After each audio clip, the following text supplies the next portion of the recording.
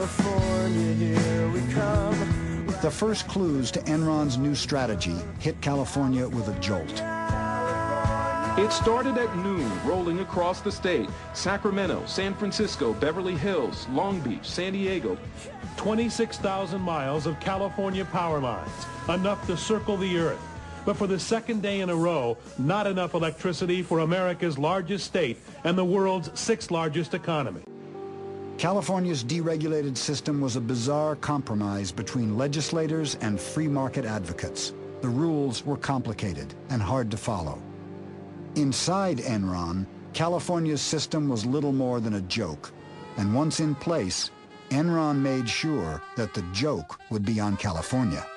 And I remember the conversation I'd had with Ken. At the end of it, he says, well, Dave, old buddy, let me just tell you, it doesn't matter really to us what kooky rules you Californians put in place. I got a bunch of really smart people down there who figure out how to make money anyhow.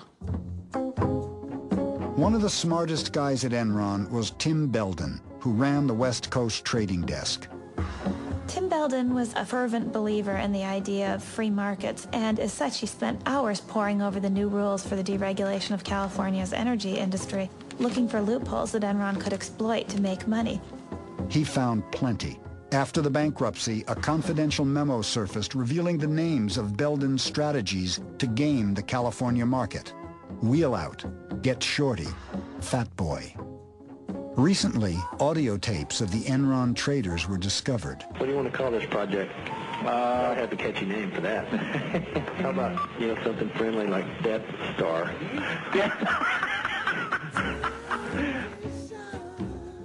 The tapes revealed Enron's contempt for any values except one, making money. Hey, John, it's Tim. The regulatory is all in a big concern about is we're wheeling power out of California. He just steals money from California to the tune of $1 million. Can you rephrase that? Okay. He arbitrages the California market to the tune of $1 million or $2 a day. Right.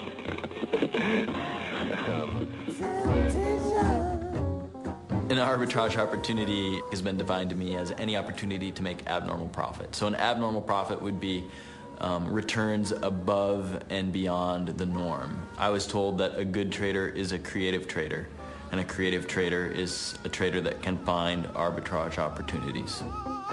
One of those opportunities was called Ricochet. I'll see you guys. I'm taking mine to the desert. In the midst of the energy shortages, Enron traders started to export power out of the state. When prices soared, they brought it back in. So we fucking export like a motherfucker. You're getting rich. Trying to. Traders would stay after a 12-hour shift and pore over maps of the Western energy grid. What are the permutations and combinations of ways to move power around the West?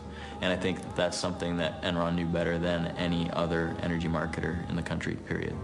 We know all of the California imports. We know all of the California load. They're getting pretty spoiled on with this money. You said you were getting a little scared. We're making a little too much, and I tend to agree with you. These are two traders, Traders. This is what they say. What we did was overbook the transmission line we had the rights on and said to California utilities, if you want to use the line, pay us. By the time they agreed to meet our price, rolling blackouts had already hit California, and the price for electricity went through the roof. Did you have any knowledge that this was happening? The only thing that I'm aware of, Senator, is there was a difference of opinion on the rules of the independent system operator. It was just set up. The rules weren't quite clear. We have traders here from Enron who were saying they did something wrong, but you don't see anything wrong. I have one last question, and then I am done. Traders soon discovered that by shutting down power plants, they could create artificial shortages that would push prices even higher. Hey, this is David up at Enron. There's not much demand for power at all, and if we shut it down, could you bring it back up in 3 or 4 hours? Oh, yeah. Why don't you just go ahead and shut her down then, if that's okay? I want you guys to get a little creative and come up with a reason to go down. Like a forced outage type thing. Right. Those guys, at the flip of a switch, could just yank the California economy on its leash whenever they wanted to, and they did it, and they did it, and they did it, and they made so much money. There would be ample supply available at the right fucking price. Oh, sure there would. It wasn't just Enron. Every company traded according to the rules that California put up there. And we're the future of Enron. And we're fucking making $500 million for Enron. Can you believe that? Yeah. We'll definitely retire by we're 30. We're talking about a commodity that normally trades in the $35 to $45 range. High prices are when it gets in the 50s. Or $1,000. Prices aren't going to stay at $1,000 forever. It weeds out the weak people in the market. Get rid of them, and you know what? The people who are strong stick around. The Enron traders never seem to step back and say, wait, is what we're doing ethical? Is it in our best long-term interests? Does it help us if we totally rape California? Does that advance our goals of nationwide deregulation? Instead, they sought out every loophole they could in order to profit from California's misery. Temperatures in California are hitting higher than 100 degrees, fueling wildfires and fears that California's strained power grid could once again near collapse. What's happening? There's a fire under the core line. It's been derated from 45 to 2100. Burn, baby, burn. That's a beautiful thing. I was never comfortable on the trading floor at Enron.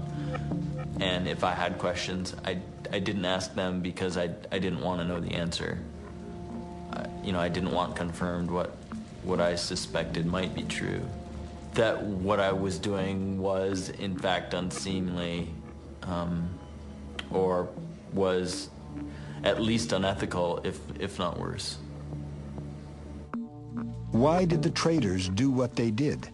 Was it their multi-million-dollar bonuses? Or had Enron found a way to exploit the darker side of human behavior?